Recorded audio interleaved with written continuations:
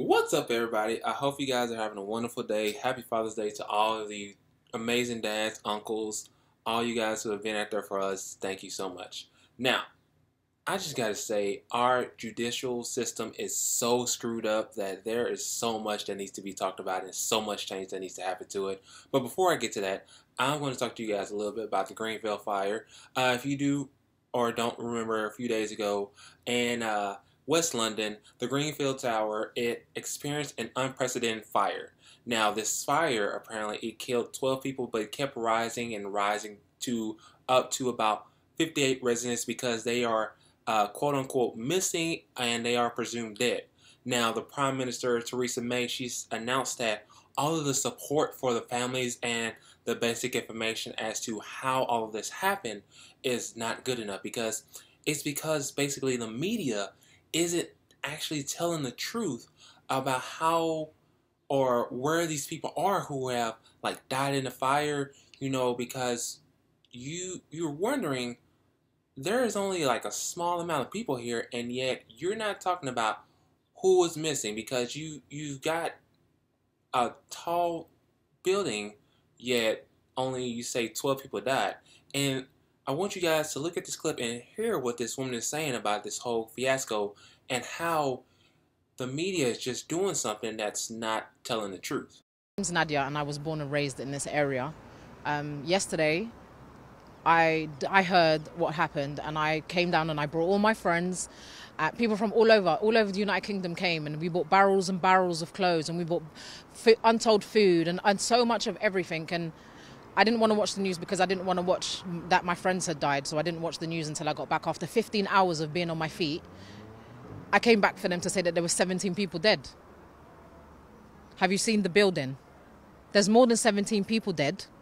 And then I thought, where are the missing people? Where's the list of the 500 people that live in that building, 600 people that live in their building? Where's the list on the news? The list on the news shows about 10 people or 15 people. Okay, let's just say they show 30 people. Where's the rest? Where's the rest of the 500 people? Why is everyone walking around with missing on their, where is everyone? Where are the victims? Why are we doing this? So after watching that video, you actually have to ask yourself, what is going on here, and why haven't they actually given us the names of the people who have died in that fire? Now, Lily Allen, if you know who she is, she's a well-known singer in the UK. I've listened to her music, and it's wonderful. And, she was scheduled to appear on a show called Newsnight on Thursday to talk about the fire, but they replaced her at the last minute because of some of the comments she made about the fire. Now, people wondering why were they cutting her from the show and why were they cutting her from that segment? It's because, apparently, the Newsnight editor, Ian Katz, said they removed her because they were able to get an interview with Nick Paget Brown, who is the leader of the Royal Borough of Kingston and Chelsea Council, and it actually made more sense. Really. That made more sense. Again, why are you doing this to somebody? They wanted to talk about the fire, and you were like, okay, let me listen to you. We're going to put this on our show. But at the last minute, you're like, you know what? I got somebody better. We're just going to cut you out. Is that okay? No, that's not okay. You should always make sure you listen to everybody and actually get the facts out there for them. Now, moving on, like I said, our judicial system is messed up in so many ways. Let me tell you why. Bill Cosby, if you guys know Bill Cosby, he's a comedian, he's a musician, he's an actor, he's a author. He's also a sexual predator. What? Yes. That downs me. I was like, wait, what are you talking about? If you don't know, Bill Cosby apparently assaulted a lot of women during his days of working on the Cosby Show and Towards the Future. Now, the Cosby Show, if you don't know what that is, it used to be in the 90s, and it gave a lot of people a lot of advice about how we should focus on our lives and how we can make a change towards it. But from that, apparently this happened, and, people are surprised by it. But, after years and years of the women who kept quiet, most of those women, they came out and they said that Bill Cosby has done this to them. Now, there have been multiple cases, and, there's been a lot of trials, but some of them aren't always truthful. Now, because of this, Cosby has asked for help from his former co-stars of the Cosby Show to tell people, like, did he really do this or did he not do this? That kind of thing. And I don't catch up as much on that, but that's what's going on. And the latest trial he's got, it's been going on for a while, and apparently after 6 days of deliberation, it was counted as a mistrial. Now you're probably wondering, why was it counted as a mistrial? Well, the 5 women and the 7 men who were on the trial, on the jury, they couldn't come up with a unanimous verdict on any of the 3 counts of felony aggravated incident assault with Cosby that he's been charged for towards, like, the women and everything along the way. Now, Cosby pleaded not guilty. And, this was just, it's just mind-boggling to hear about this and everything along the way. Now, Kevin R. Steele, who is the district attorney for Montgomery County, Pennsylvania, who brought up the charges on this, he said that even though that this was a mistrial, they will actually retry the case. And along with that, Gloria Allred, who is a conspired attorney against Cosby, she addressed the media about this whole mistrial. She said, it's too early for you to celebrate, Mr. Cosby. Round 2 may be just around the corner, and justice may prevail.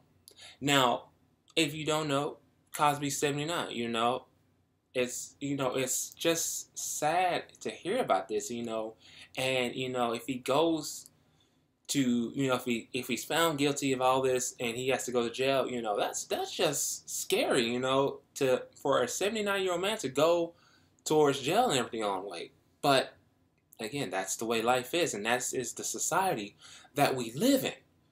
And then moving on with our judicial system, I am so mad about this story that, it makes no sense.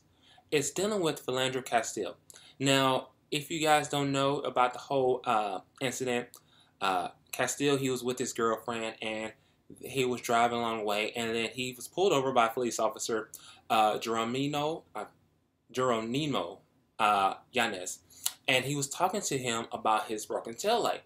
Well, the officer Yanez, he was saying, "Can I see your license and your registration, proof of insurance?" He said yes. So Castillo gave him his insurance card, and along the way, he told the officer that he had a gun in his car. Now, he says, "That's fine. I'm gonna just tell you not to touch it." But along the way, Yanez, he was having his hand on his holster when he heard this. Now, beforehand, he had another officer arrive at the scene. His name was Officer Joseph Kauser, and, he just arrived as backup, and he approached on the passenger side. So, Yanez, he was on the driver's side. Now, continuing on, when Yanez told Castillo to grab it, Castillo, he started getting nervous because, this was actually, this attention was, like, getting him scared because Castillo saw Yanez's hand on his holster, and that means, he can probably pull his gun out at any kind of moment. So, when he did so, Castillo was trying to find the license and everything, and so when he finally grabbed it, he went over, Yanez pulled out his gun, he says, "Don't touch it," and he shot him 7 times. 7 times. And this is caught on his camera, and this is caught on her body cam and everything along the way. And Kauser, he didn't touch his gun at all. He didn't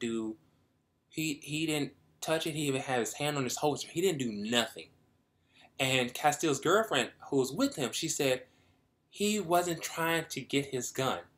And the last words that Castillo said was, "I wasn't reaching for it. I wasn't reaching for it." And yet you got scared and killed an African American. Are you serious? Now, Castile did what he asked for, and yet he was killed. He wasn't trying to reach for his gun to fight back. He was trying to get his driver's license. Yet you got scared when he told you that he had a gun in his car. That makes no sense whatsoever. And then let me ask you this. What about Tamir Rice, Terrence Crutcher, Sandra Bland, Eric Garner, Mike Brown, Trayvon Martin, all those people who died because of the color of their skin? Yet their killers have gotten away scot-free. There's been no convictions whatsoever. And when this happened, there was a protest in Minnesota overnight, and they apparently shut down a major highway. Thousands of people gathered at the Minnesota state capitol and marched through the streets of St. Paul. An estimated 2,000 people participated in this march, in which they shut down a major highway. Now, according to the St. Paul Police Department, only 18 of the 2,000 protesters were arrested on that day.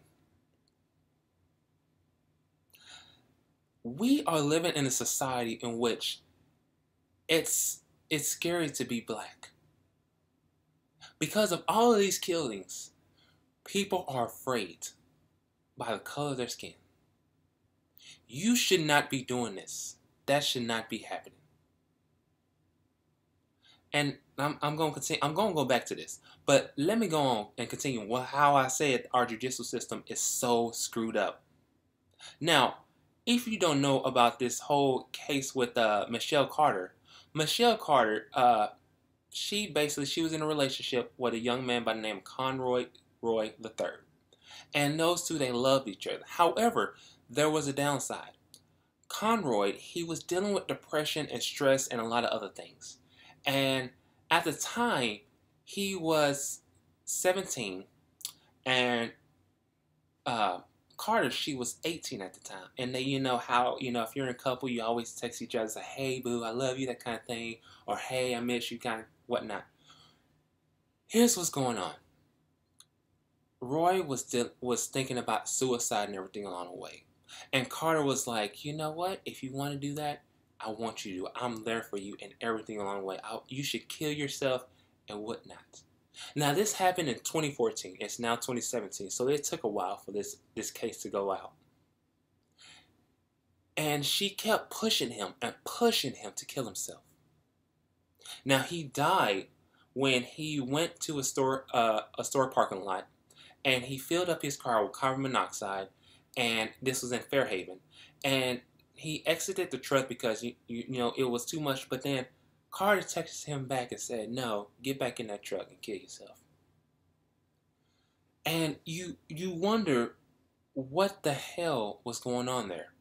Now, the prosecutors are saying that Carter pushed Roy to commit suicide because she was desperate for attention and sympathy from her classmates, and that she wanted to play the role of a grieving girlfriend.